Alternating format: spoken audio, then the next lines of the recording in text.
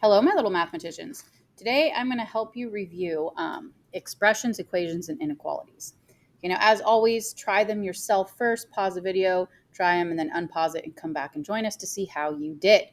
Okay, so the first one, we're just going to simplify the expressions. And when you see the word simplify or combine like terms, like you're just trying to get it down to as much like of a single number as you can until you can't combine anything else. Now, remember when you're combining like terms, it has to be the same letter to the same power. So like if I had something like this, okay, plus let's say 4y. Okay, so like this, yes, these are all x's, but only these two have the same power, the x squared and x squared. So I would combine those coefficients of, there's imaginary 1 there, and 4 to get 5x squared. And then there's no other x's, so I would just leave that one there. And then there's no other y's, so I'd leave that there. And that would be as far as I could go, okay? Because that's an x squared, and that's an x, and that's a y. So that's what I mean by like simplify it as much as you can. And if there's no number in front of a variable, then the coefficient is like an imaginary 1. Okay, so now maybe you're erasing some of your answers that you would put before. Let's take a look at this one. Do you see any other n's? Nope, so just bring that down. And then these are constants, the numbers by themselves. So those are like terms. What do you get when you combine those? Yeah, n plus 13. That's it, you're done. Now 13 plus n is the same thing, but we like to put the variable one first and then your constant at the end. Okay, and then if there's other variables like an x squared and an x, they like the one with the bigger power first, then the one to the power of 1. And then when you're deciding between an x versus a y, they like to go alphabetically. Now, of course, like if you put 4y plus 3x plus 5x squared, that is technically the same thing. It's just that's like the proper way they like to do it. Okay, number 2. Before I can go ahead and start combining things, if you started with 8 minus 9, because those are both constants, you already missed it. You have to distribute first, because this isn't really a minus 9. This is actually an 8 times negative 9. When you see a number touching a parentheses with no sign between them, that means that those two numbers are being multiplied. Okay, so I have 8 times 6x. Well, what's 8 times 6? 48. Tack on the x. Now bring down your minus sign. And I also need to distribute that 8 to the other thing in the parentheses of that 9. And 8 times 9 is 72. Now, do I combine those? No, because this has an x and this doesn't. Those are not like terms. Done. Okay, go ahead and do this one. Okay, 9 times b was 9b, minus 9 times 1 is 9. Now remember, if I'm going too fast, like pause the video, do it yourself, and then unpause it.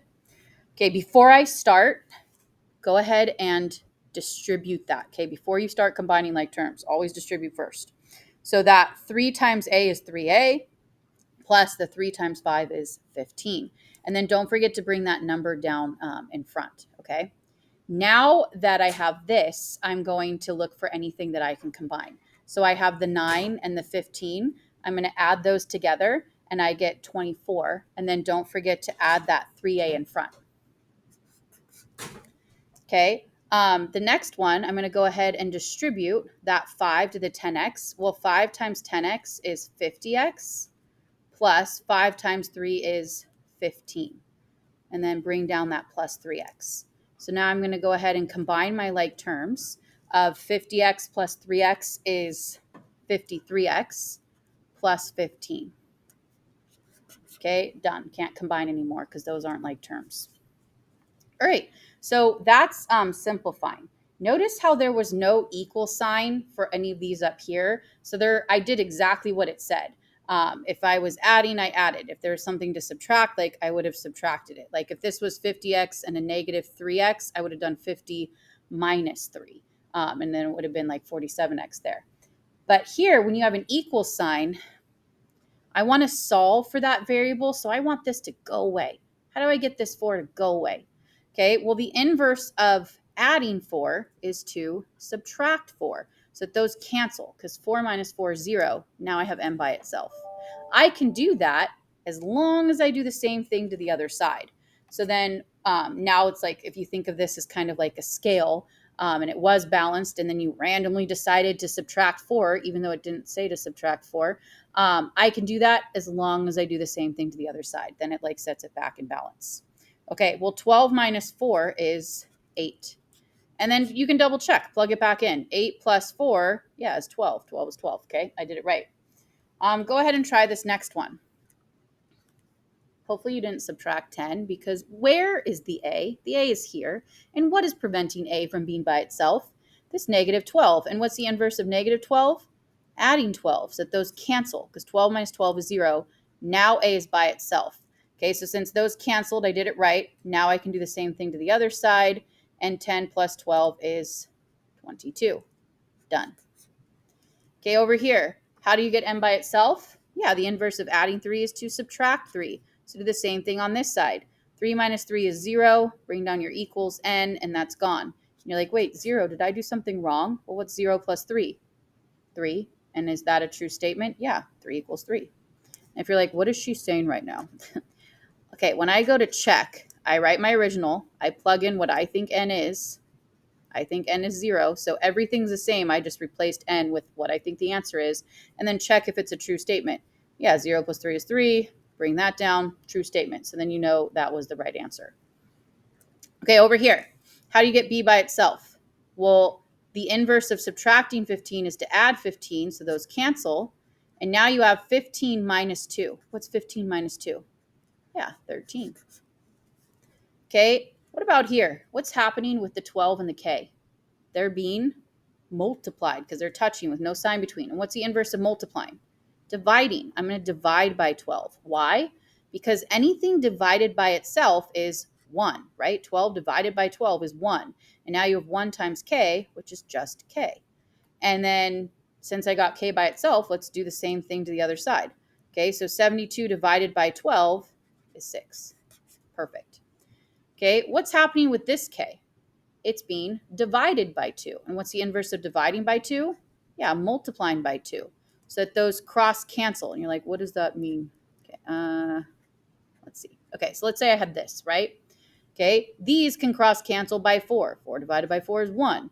And 8 divided by 4 is 2. And then these are the same, like divide by 3. 3 divided by 3 is 1. 3 divided by 3 is 1. So like these cross cancel to become 1, just like these 2's cross cancel to become 1. And then you'd have 1 times 2 is 2, and 1 times 1 is 1. So like just how I multiplied these fractions over here to get 2 and I cross canceled, do that same logic here. These 2's cross canceled to become 1, just like these 3's did. And then you have 1 times k, which is just k. I could do that because I multiplied by 2, right? So as long as I do the same thing to the other side, then I'm good to just randomly multiply by that too. So do that over here as well. 2 times 13 is 26. And then if you're like, that seems weird, did I do that right? Well, let's double check if you're right. Okay, here's your original equation. You think k is 26, so replace the k with 26 and see if that's true. What's 26 divided by 2? Yeah, 13. Is that a true statement? Yes, it is. Okay, so what would you do here? Yeah, you would multiply by 3 to get those to cancel, and then you get n is, well, don't forget to do it to the other side. 6 times 3 is 18. And then again, if you want to double check, 18 divided by 3, yep, it is indeed 6. Okay, over here, what would you do? Well, these are being multiplied, so the inverse of multiplying is to divide. And then you get r is 5. Now, let's say if on accident you accidentally multiplied by 4 because you weren't thinking, and then you did 4 times 20 is 80. You could check, okay, and be like, okay, so I know the original equation was 20 equals 4r. I'm going to replace r with 80 because that's what I think it is. And then you get 4 times 80 is 320, and you're like, wait a minute, 20 doesn't equal 320. That makes no sense. So it can't be 80. What could it be? And so then you could like try it again. You'd be like, oh, I shouldn't have multiplied by 4. I should divide by 4. And then when you plug 5 in and you do 4 times 5, you do get the right answer of 20. Okay, and that's why I say checking is helpful. Okay, for these last two, let's go ahead and take a look. What you do is you plug the numbers in to see if it makes a true statement, okay? So right here, it says pick all the numbers that would make this statement true. So if you replace the x with a 5, is that true? Is 5 greater than 3? Yes, it is. Okay, and then is 4 greater than 3? Yes, it is. Is 3 greater than 3? No, it's not. Now, if it had a line underneath of it, then it would have been true because that's saying greater than or equal to. But because it just said greater than, it's actually not true. And then -4 is greater than 3. No, it's not. A negative can't be greater than a positive. So that's not true either. The only things that were true were A and B. Okay, last one. What's the first number that's equal, let's say, to -2?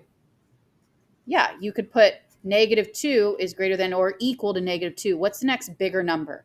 Is it -1 or -3? What's the next bigger number? Well, if it helps, draw yourself a little number line.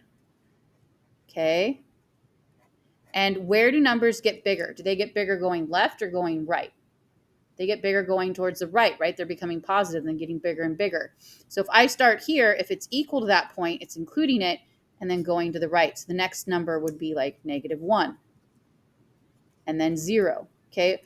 And so on. Like any numbers to the right of it are going to be greater than -2. Okay, now if that underlined part wasn't there, this first one wouldn't have been able to be here. The first one would have been -1 is greater than or equal to -2, and 0 is greater than -2. But because it had that line underneath and said or equal to, I can include the -2.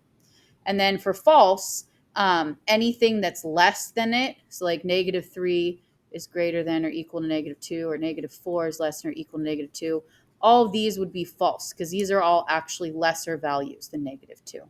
All right.